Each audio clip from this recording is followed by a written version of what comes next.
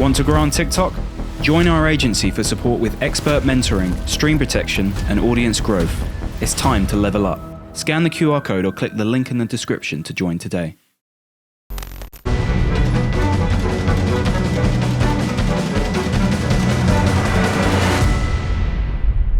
It's Danny Flexon here for SecondsOut. Delighted to be joined once again by the WBA featherweight champion of the world, Nick Ball. Nick, how you doing, mate? All good, Danny. You?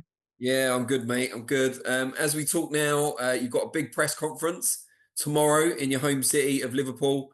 This video won't go out, of course, until your opponent's been announced. So Uncle Frank won't have a go at either of us. But we know you're going to be defending your title against TJ Doheny, who has come off a fight with Naoya Inoue. And your comments actually on this channel, I believe, about the fight sparked a bit of a war of words between you and Doheny. Anything to say about that? Are you taking any of it back? No, not really. I'm not really too bothered, to be honest. Just I got asked a question or something like that to do with the fight, so just give me an opinion on it. But and now that I'm fighting him, so yeah, it doesn't really matter. It's just words, innit, really. But he's just another opponent, you know, who I'm going to be facing, who they put me in against. So all I can do is just keep beating the ones that they're putting me in with, and go from there. I mean, it's good in a way that it's stirred it up so that it becomes a bigger fight, even if you don't feel it's going to be competitive in the ring. Going into it, there's going to be a lot of interest. Yeah, that's it, innit? Because it's a bit of slight back and forth or whatever. But yeah, it's good for people who are watching and things like that. Yeah, but besides all that, no matter what fight I'm in, it's going to be exciting and people are going to watch it because of how I come and what my style's like. So yeah, I'm sure it'll be a good fight. Now, a lot of people are going to use this as a way to compare you and Inoue, someone you've been linked with a number of times in the past, looking at how Doheny gets on against the real featherweight in advance of Inoue potentially moving up. Do you think about those sort of comparisons at all?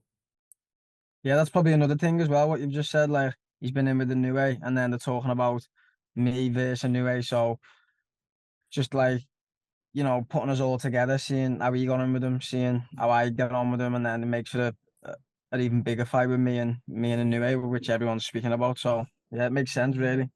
Do you have a thing on that, though? Do you want to stop him quicker than Inoue did or in better fashion than Inoue did, or are you just looking at your own performance? You could probably say no, but then you'd probably be lying because, like, if you did get in there and stop them before him, you'd be happy with it. So yeah, you'd be lying if you said no. So yeah, probably will be looking for that, but not too much. Probably just focusing on myself and my own fight, because everything's different in it and everyone's different and styles make different fights. So yeah, just basically just trying to focus more on myself, but at the same time, it'd be nice to get it done quicker. Yeah. I interviewed Nathaniel Collins yesterday. He's someone who wants to fight you at some point in the future. You're a world champion now. I'm sure most people want to fight you in the division. But he said he feels Doheny's tailor-made for you. He said he's getting on a bit, he's smaller, and he's going to come and be aggressive. He'll be right there for you. How much do you go along with that stylistically? Yeah, I don't really know until it happens. Yeah, until the fight happens. What does he mean? Doheny will be like that? Yeah, he said he'll be right there in front of you. He'll be aggressive and he'll be in the pocket for you to get your shots off. Yeah, yeah, I'm sure that could be a thing what could happen. Yeah. So yeah, be good if that does happen. I won't have to go chasing him. What do you make of Doheny from what you've seen? To be honest, I haven't seen anything. I only seen that little clip where he like fell to the floor and then started holding his back or something like that. Or I think he got it with a body shot and said something about his back. But I don't really know. He only knows he was the one in there, weren't he, at the end of the day. So I don't want to say too much on it. But yeah, that's the only bit I've seen. But I haven't really seen too much of him. Probably watch a bit more of him, to be honest, and see how he is. Do you have a preference in terms of the style of your opponents? Yeah, someone who doesn't run away. Yeah, Yeah. I'm not chasing them down and going looking for it. But I don't mind doing that anyway because that's my style. I'm used to that. But yeah, someone who'd stand there and have a fight and yeah, not really so much about a fight where it's back and forth because obviously I don't want to be getting nothing back. But someone who can tee off on, yeah. And what about the occasion as well? This will be your second time now headlining at the big arena in Liverpool. You've waited your whole career to get to this point. Now you've got two in a row. How exciting is it? Yeah, it's very exciting. These are exciting times. So the main thing is just to take it all in and be grateful for it because these are like the nights and the times that we've all wished for coming up and we've got them now. So you know, don't don't just overlook them. Yeah, take full advantage of them and appreciate them. How much have you noticed your kind of celebrity changing? Are you getting recognised more in the city and stuff like that?